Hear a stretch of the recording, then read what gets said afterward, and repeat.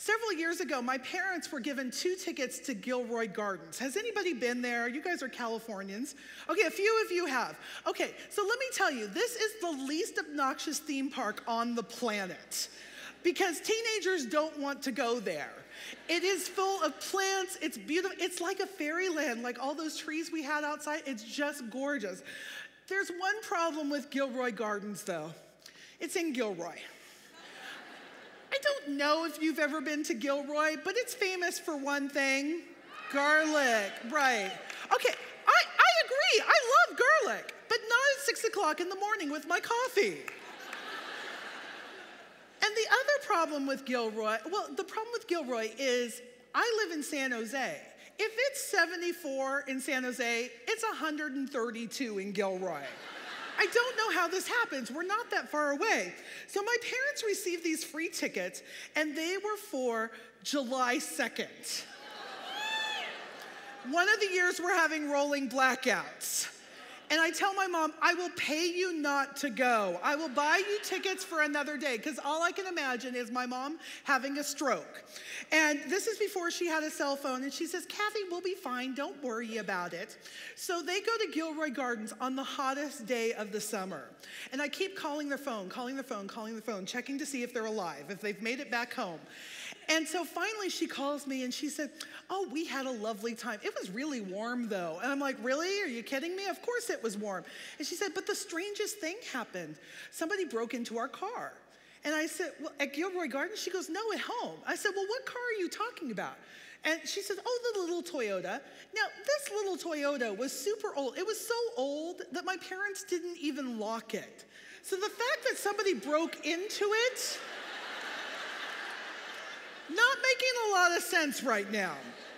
I said, well, Mom, how did they break into it? She goes, it was the strangest thing. They broke a hole through the back window. And I said, my mom's had a stroke. She must have, because this did not happen, Mom. It didn't happen. What did they steal? And she said, a party favor. I said, don't call the police, because they'll take you away. I said, you need to go investigate. And it was dark out. And so she called me back about 10 minutes later. And she told me what had happened. And when she explained what the party favor was, it made a whole lot more sense. It was a can of silly string. And with the time and the heat and the pressure, that can of silly string turned into a bomb. It shot out the back window of their car, spraying pink silly string all over their neighbor's lawn. And all I kept thinking was, thank God nobody was walking by at that moment. Can you imagine? Man dies by silly string, news at 11. It's the craziest thing in the world.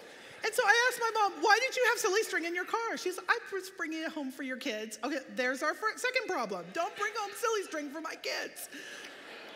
But when I talked to my friend, who's literally a rocket scientist, his name is Jeff, he said, I can almost guarantee you that can of silly string had never been used. And I found out from my mom it hadn't. He said, because if even a little of the pressure had been taken off, it wouldn't have behaved that way. And isn't that interesting? And that is just like us ladies. We are designed for joy. We're designed for a purpose. That can of silly string is designed to annoy moms. I mean, it has a purpose. And you have a purpose too. God has a purpose deep, deep in you. But what happens when the time and the heat and the pressure of life is bearing down on you? You're gonna blow.